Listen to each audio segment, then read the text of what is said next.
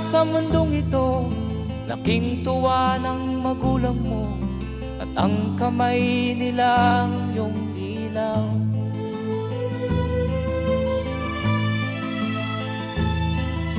At ang nanay at tatay mo'y di malaman ang gagawin, minamasdan pati pagtulog mo.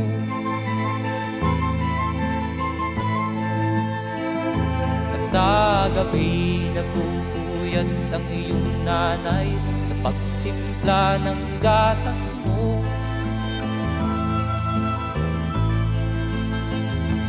Sa umaga na may kalong ka ng iyong amang tuwang-tuwa sa'yo.